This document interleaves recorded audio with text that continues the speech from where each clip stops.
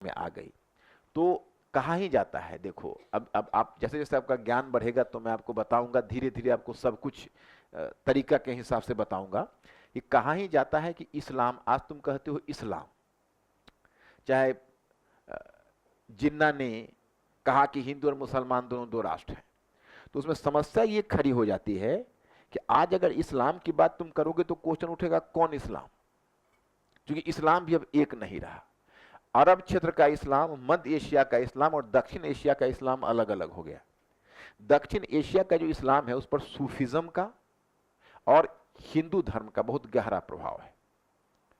अब तुम यही समझो कि जो मुगल रूलर थे वो कभी मक्का नहीं गए, और बदले में वो कहां जाते थे? सूफी संतों के मजार पर। जो सूफी संत हैं उनके दरगाह पर जाते थे, और वो मक्का कभी नहीं गए। अगर मुगल शासक ने मक्का किसी को भेजा तो उन्हें भेजा जिसको दंडित किया और अपराधी की तरह कैद करके भेजा। जैसे हुमायूं ने अंधा बनाने के बाद कामरान को, अपने भाई को दंडित करके मक्का भेजा। दूसरा तुम देखो, अकबर ने बैरम खान को मक्का दंडित करके भेजा, लेकिन बैरम खान पहुंच नहीं सका, उसको रास्ते में किसी अफगान ने हत्या कर दी। तो मक्का कोई मुगल शासक नहीं गया। अगर मुगल शासक गया तो वो गया संतों के दरगाह पर, सूफी संतों के दरगाह पर। केवल एक महिला है, कई प्रिलिम्स पॉइंट ऑफ व्यू से आपको काम आ जाएगा, मैं बता दूंगा।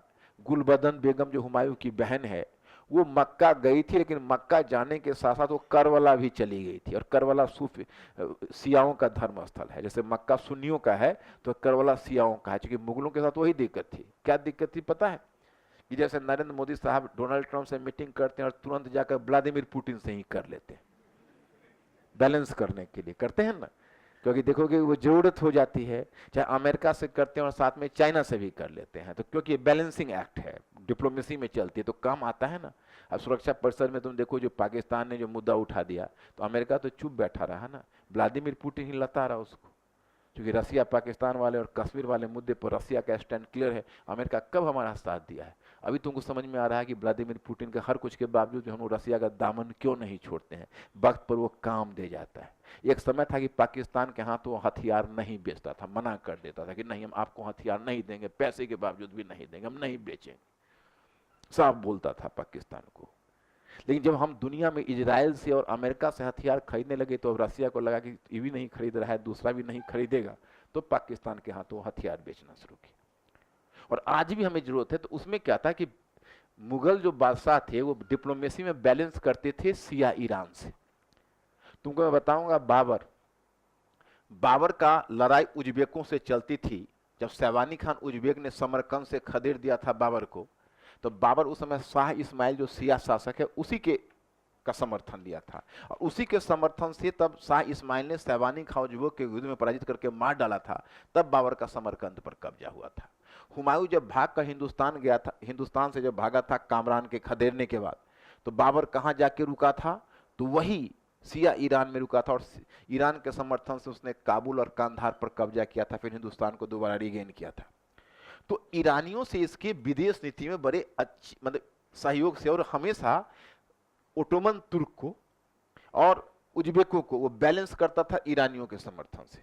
तो ईरानी सिया थे, लेकिन मुगलों का इक्वेशन उनसे था। इसलिए जब गुलबदन बेगम गई मक्का तो साथ में करबला चली गई। करबला चली गई तो ओटोमन तुर्क बहुत गुस्सा किया, ये क्या मजाक बना रखा है, क्योंकि आप सुन्नी इंपायर हो और आप करबला जा रहे हो। लेकिन मुगल फिर भी करबला भेज दिया उसको। Are you getting this point or not? तो ये था मुगलों की विदेश नीति। अब कहां इस्लाम का, इसलिए आज आपसे पिछले साल एक बुक आई थी, मैंने उसका बुक रिव्यू भी लिख कर दिया था जीएस वर्ल्ड के मैगजीन में। उस बुक में इस बात पर चिंता व्यक्त की गई कि दक्षिण एशिया का इस्लाम अलग, इस पर हिंदुइज्म का इंपैक्ट था, सूफीज्म का इंपैक्ट था। परंतु अफसोस यह है कि आज के मुस्लिम युवक पश्चिम एशिया और अरब क्षेत्र के जो इस्लामिक कट्टरता है उसके शिकार होते जा रहे हैं। क्योंकि अरब क्षेत्र का जो इस्लाम है वो अलग है, दक्षिण एशिया का इस्लाम अलग है। दक्षिण एशिया की जब बात होगी तो भारत का इस्लाम, पाकिस्तान का इस्लाम और बांग्लादेश का इस्लाम, वो सारे इस्लाम उसी दक्षिण एशिया के पैटर्न पर आएंगे। तो ये सब चीजें देखोगे बड़ा इंटरेस्टिंग है कि तुमको आज का दुनिया भी समझने का इस इस्लामी चश्मे से मौका मिलेगा। ये कैसे क्या, तो ऐसा थोड़ा होता है कि इतिहास केवल अतीत का अध्ययन है। अतीत के माध्यम से आप वर्तमान को देखते हुए ही तो इतिहास की ब्यूटी होती है पढ़ने के क्रम में, समझ रहे हो ना। तो ये बच्चे तुमको मैं बैकग्राउंड नॉलेज दूंगा, ये सिलेबस का पार्ट नहीं है, ये मत सोचना कि इतना बड़ा सिलेबस है, ये मैंने अपनी तरफ से तुम को गिफ्ट किया है, समझ रहे हो कि नहीं, ताकि जीएस में बाकी जगह ताकि तुम्हारा घूंघट उठे और खिड़की खुले। तो ये मत समझना कि इतना पढ़ना तो मेरा बस चले तो जितना तुम्हारा सिलेबस उससे थोड़ा तुम ज्यादा पढ़ लो। क्या लगता है इसमें कुछ जानने का मौका मिलता है, जीएस में तुम्हें फायदा होता है, ओवरऑल अंडरस्टैंडिंग बनती है। तो इससे क्या, अगर तुर्की से शुरू करोगे तो तुमको पता चलेगा, दिमाग में हमेशा आएगा एक तुर्क कौन थे यार, ये कहां से टपक पड़े तुर्क, फिर पैगंबर क्या थे, ये तुर्क है तो क्या, फिर तुर्क क्यों आए। तो मैं आपको बताऊं कि तुर्क मध्य एशियाई जनजाति थे, उनको इस्लाम से कोई मतलब नहीं था, वो अपना एक जनजाति लोग किसको कहते हैं पता है, जनजाति लोग जिसका उत्पादन की प्रणाली नीचे होती है, जहां उत्पादन कम होता है, लोगों में समानता का भाव होता है, लोग जो भी उत्पादन करते हैं उसका खपत कर लेते हैं, वो समाज विभाजित समाज नहीं होता है, पिछड़ा हुआ समाज होता है, उसको जनजाति समाज कहते हैं। तो उन जनजाति समाज में उनके अपने देवता थे, उनकी अपनी उपासना पद्धति थी, तो जनजाति समाज उनका उस तरह से काम करता था। लेकिन बाद में उन्होंने क्या किया कि जब मध्य एशियाई जो तुर्क आए तो उसमें ऐसे हुआ, जैसे देखो ये हिंदू कुश पर्वत है, मान लो ये पश्चिम एशिया में मुस्लिम साम्राज्य, ओके।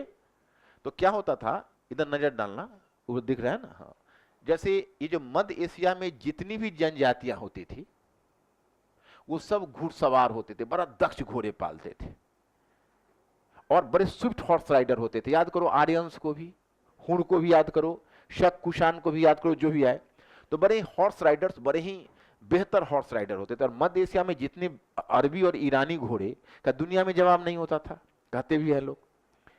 और मध्य एशिया से भी घोड़े के बहुत बेहतर किस्म के घोड़े वहां मिलते थे, तो वो बड़े अच्छे घुड़सवार होते थे। तो क्या हुआ था कि कोरिया में एक नई तकनीकी का विकास हुआ था। वो नई तकनीकी में क्या होता था कि जैसे पहले क्या था कि पहले जो लोग घुड़सवारी करते थे, कुसानों के टाइम में आपको पता चलेगा कि उनका रकाव समझते हो, रकाव का मतलब है कि जिसमें पैर रख के तुम घोड़े पर चढ़ते हो। तो उस रकाव में पहले रस्सी का रकाव होता था, तो रस्सी के रकाव में अंगूठा फंसा के बैठे रहते थे घोड़े पर।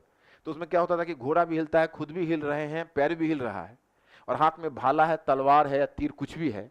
तो मुश्किल है, बैलेंस कैसे घोड़े पर लेंगे। अब चलते हुए घोड़े पर चला, भाले चलाए और भाले के साथ खुद ही जमीन पर गिर गए।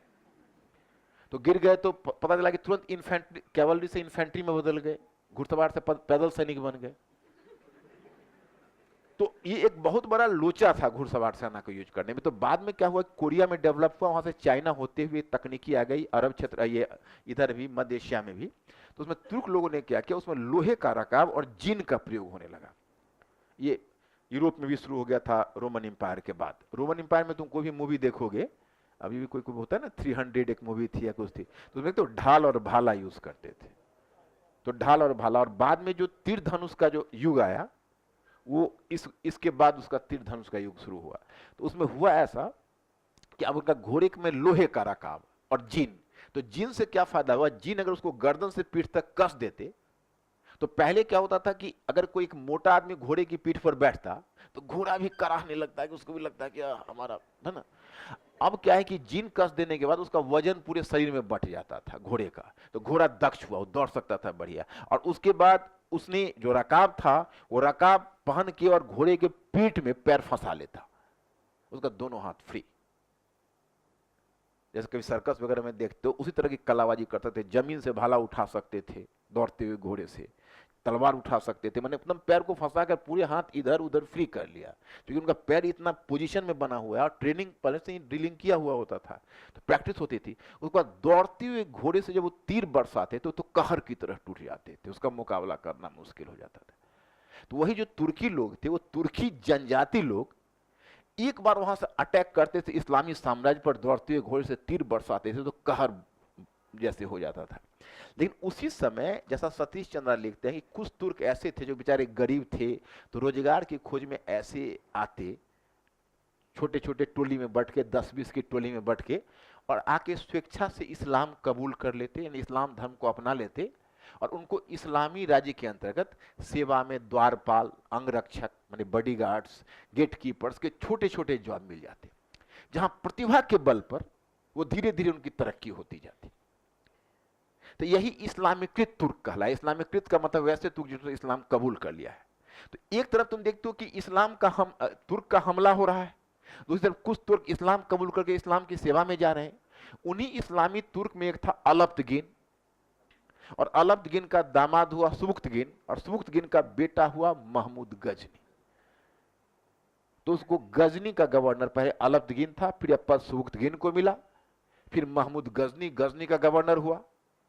तो वही जो तुर्क आए, तो तुर्क अच्छा वही महमूद गजनी ने बुत सिकन की उपाधि ली और तुर्कों के अगेंस्ट में जिहाद छेड़ा कि भाई इस्लामी राज्य की रक्षा करना हमारा धर्म है, और तुर्कों के अगेंस्ट में उसने जिहाद छेड़ा। और फिर महमूद गजनी ने मध्य एशिया को जीत लिया, पश्चिम एशिया को जीतकर एक बड़ा गजनी साम्राज्य बनाया, और वही महमूद गजनी ने भारत के दरवाजे पर भी दस्तक दिया।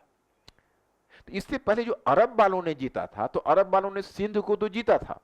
जैसे पहले मानो इस्लाम की विजय की बात होती थी, तो परंपरागत इतिहास लेखन में कहते थे कि जब इस्लामी आक्रमण हुआ तो भारतीय राज्य उनके सामने ताश के पत्तों की तरह ढह गए, उसका मुकाबला नहीं कर पाए। लेकिन जो नवीन शोध आया, उन नवीन शोध में बताया कि नहीं नहीं, ऐसा कुछ नहीं। मध्य एशिया और पश्चिम एशिया के जो राज्य थे वो इस्लाम का सामना ठीक ढंग से नहीं कर सके। अगर वास्तव में इस्लाम का कोई सामना कर सका तो भारतीय राज्य 90 वर्ष लगे इस्लाम को भारत जीतने में। हिंदुस्तान जीतने में 90 वर्ष इस्लाम को लगे, लगातार प्रयास करते रह गए, और उनको हिंदुस्तान में जीत नहीं हो रही थी। अंत में जीत हुई तो सिंध को तो जैसे तैसे उन्होंने जीत लिया। सिंध के बाद चाहा कि उत्तर की तरफ बढ़ूं तो कश्मीर का शासक ललितादित्य रोक दिया, पश्चिम की तरफ बढ़ूं तो गुर्जर प्रतिहार ने रोक दिया, और दक्षिण पश्चिम की तरफ बढ़ना चाहे तो चालुक्यों ने और राष्ट्रकूटों ने रोक दिया, और सिंध में ही सिमट कर रह गए। और 50 वर्ष के बाद सिंध भी उनको छोड़ना पड़ा। तो मतलब यह है कि उनका वो सफल नहीं हुए हिंदुस्तान में अरब लोग। लेकिन जब तुर्क लोग आए तो कहर की तरह गिरे सीधा। इनके हाथ रकाब था लोहे का, जिन और घोड़े पर बैठा तीरंदाज, द माउंटेड आर्चर का कॉन्सेप्ट लेकर आए। राजपूत राज्य इसको रोक नहीं पाए। और क्यों राजपूत राज्य विफल हुए तुर्की आक्रमण के समक्ष? तो महमूद गजनी तो पंजाब को आधार बनाया, क्योंकि महमूद गजनी की महत्वाकांक्षा ही नहीं थी कि उत्तर भारत में कोई राज्य बनाऊं मैं। वो केवल यहां से संसाधन प्राप्त करके और बदले में मध्य एशिया में अपना विस्तार करना चाहता था। तो भारत को, हिंदुस्तान को उसने बस केवल अपना एक लॉन्चिंग पैड के रूप में एक यूज किया कि भाई यहां से मैं लॉन्च होऊंगा मध्य एशिया के लिए। लेकिन जब मोहम्मद गोरी आया तो वो परिस्थितियां मोहम्मद गोरी की दूसरी जगह उत्तर भारत में पहली बार तुर्की शासन की स्थापना करेगा। फिर तुर्की शासन की तरक्की होगी। पूरे सल्तनत काल में तुर्की शासन व्यवस्था और भारत में, हिंदुस्तान में जो पद्धति होगी उसके बीच इंटरेक्शन होगा। कैसे कैसे प्रशासनिक ढांचे का विकास होगा, कैसे कैसे अर्थव्यवस्था का विकास होगा, कैसे कैसे इसका सामाजिक ढांचा पर प्रभाव पड़ेगा, कैसे इसका प्रभाव संस्कृति पर पड़ेगा। तो इन सबों का अध्ययन करना आपके लिए बड़ा दिलचस्प होगा। और फिर सल्तनत के बाद Mughal, in what way Mughal rule was going to be improve form of the सल्तनत रूल। तो ये सब इतना हमें लगता है खंड 2 से तुमको खंड 3 में ज्यादा किसी को इंटरेस्ट आ सकता है, क्योंकि इसमें एक नेचुरल क्यूरियोसिटी आती है। ऐसा हुआ क्योंकि दूसरी दुनिया की बात है ना, तो एक नेचुरल क्यूरियोसिटी आती है इसमें। तो अब आप पाठ्यक्रम पर आओ। इस पेज को उलट दो, लिखो पाठ्यक्रम का विश्लेषण। पाठ्यक्रम का विश्लेषण।